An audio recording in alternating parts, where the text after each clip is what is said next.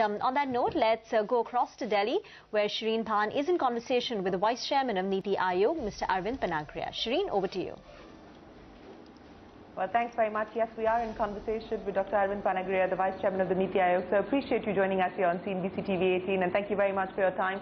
Let me start by asking you about the general mood as far as the economy is concerned. The Prime Minister held a mega meeting. You were part of that meeting along with the Reserve Bank Governor, along with the Prime Minister's cabinet colleagues. In attendance was the who's who of India Inc. What is the sum and substance at the end of that mega meeting? I understand that several concerns or suggestions were made by industry in terms of what to do to kickstart growth. But are there any real outcomes expected post that? What should one expect?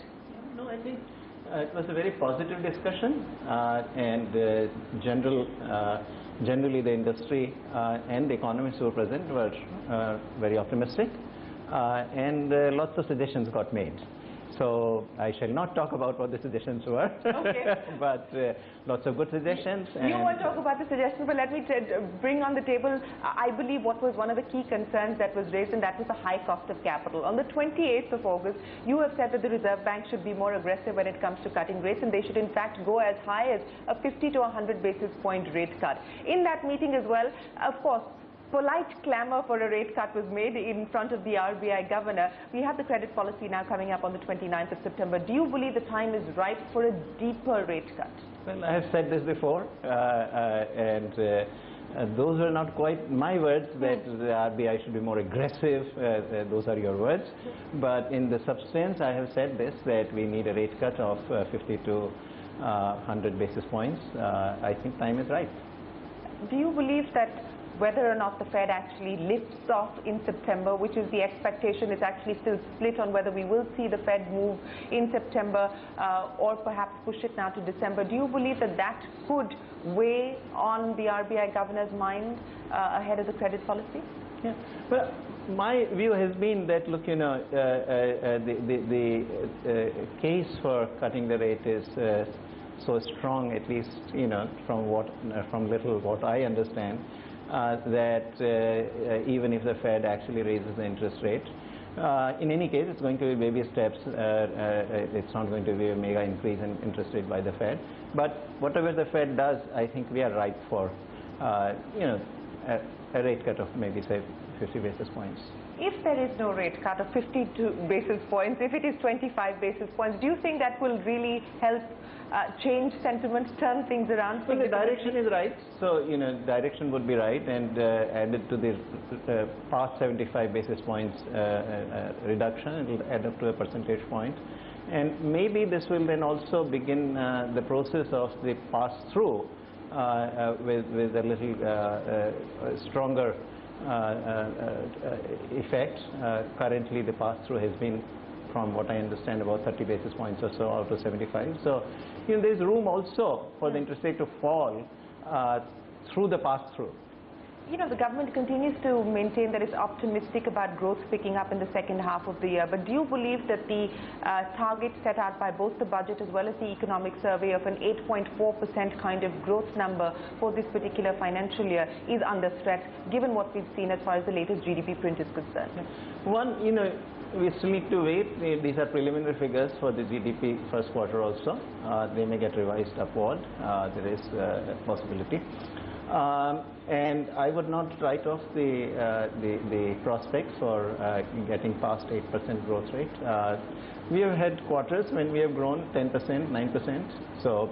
But the monsoon picture is looking bleak, which will obviously impact agriculture. We're not really seeing high-frequency data suggest any kind of big up move as far as sales are concerned. Corporate earnings continue to look muted at this point in time. What gives you the confidence that we're going to see such a sharp pickup in the second half to be able to get to that 8.5% number? Yeah, there are 3 more quarters left, and as I said, the first quarter may itself actually turn out to be higher than what it is. So pickup required probably, maximally is 1% if we go by the current first quarter figures in one of the 3/4. So the pickup required is, is not huge when I spread it over the 3/4. And certainly the mood was certainly very positive at this meeting, but also we are seeing this in terms of investor sentiment. Investors, even foreign investors who are keeping out, are now beginning to actually return to India. Foxconn has made a big announcement. Xiaomi has actually committed to manufacturing in Andhra, and so I think the investor sentiment is turning around, and the message that the government is actually moving is passing through. Okay, let me ask you about issues that specifically the NITI Aayog is looking at, and land, of course, is the big one, because that meeting where apparently the chief ministers of Maharashtra and Punjab said that state government should be more empowered to decide what to do as far as the Land Acquisition Act is concerned was decided here at the NITI Aayog's meeting. What should be the road ahead? Because now we've gone back to the 2013 Land Act. The government has not reformulgated the ordinance.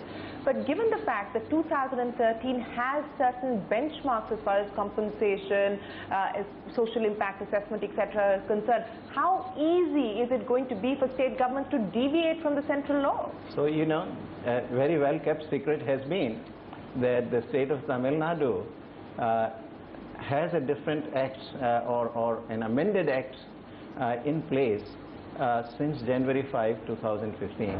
So it's been almost 7 to 8 months. Very few people knew about it.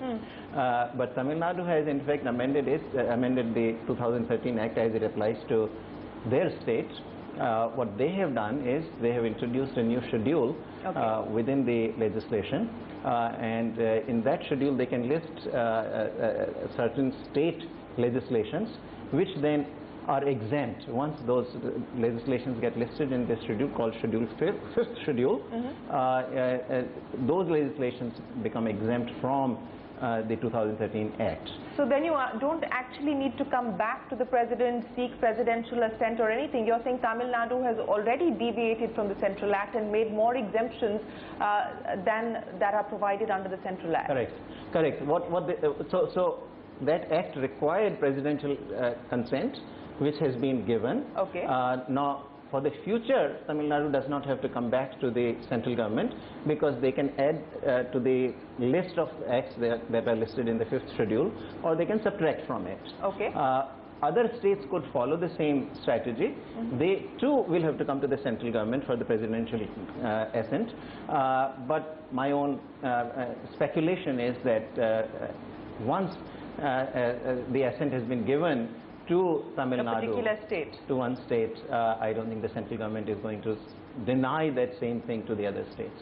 Have you sort of in the process of the conversation and the consultations that took place, are states like Maharashtra and Punjab now close to moving to seek presidential assent to deviate from the Central Act? So certainly I have passed on that advice to the Maharashtra Chief Minister. And as far as I understand, he has even made a public statement that he was going to actually follow that route. But remember that first he has to pass it in the Maharashtra Assembly, and then after it has been passed by the Maharashtra Assembly, then it comes for the presidential consent. I've also suggested the same to the Chief Minister of Rajasthan, so I suspect that they would be working on it as well. So Maharashtra and Rajasthan are likely to go the Tamil Nadu route and get the amendments moved in their own assemblies and then seek presidential assent. That's my hope. Okay.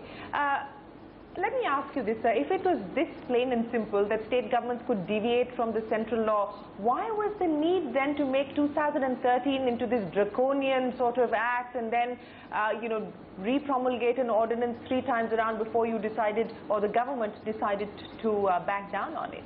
No, remember that, I was one of these very strong advocates even before I came to the NITI Aayog that the Land Acquisition Act 2013 was a bit draconian for the simple reason that in some of the very important cases where public purpose is actually at stake, the acquisition would take almost 4 to 5 years. So I had advocated myself reforming the Act. I had also advocated actually reforming the Act centrally, because one state at a time is a longer process. That's right. And so the Prime Minister really did want to move faster, clearly. And at the time, I think they introduced it, perhaps the sense was that there would be votes that, but political reality finally caught up. No, look, I mean, at the time that initial consultations were done in June 2014, many on the Congress side, or generally the opposition chief ministers, had also pitched in that they had difficulty with this act and they'd like to see it amended. So it's not as if the government moved without consultation with the opposition parties. But it's simply that the opposition parties clearly changed their minds later on, and then they dug their heels in. Okay, let me ask you about another issue which now looks like it will be only taken up in the winter session of Parliament, because the government has prorogued the monsoon session, so no special session to try and push the GST bill through. How much of a setback is it, and do you believe April 1, 2016 is still a possibility?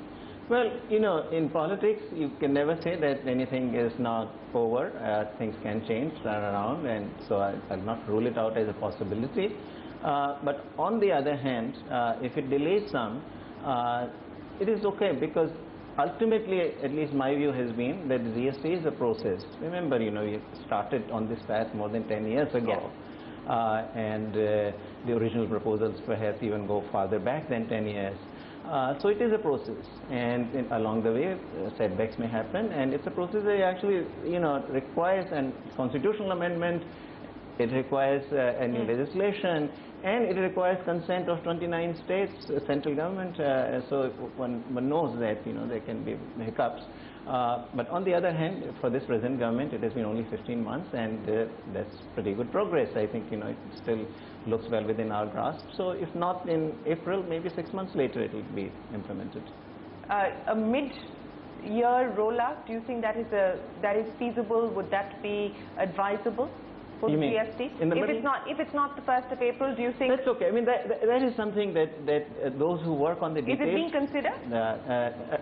Is a backup plan being considered? I was purely speculating. No, I do not know if it's being considered or not, and I frankly also can't vouch for whether rolling it out in midway through the year is a feasibility or not. So that is the set of details. I think the people who are hands-on actually doing this will have to take a call on.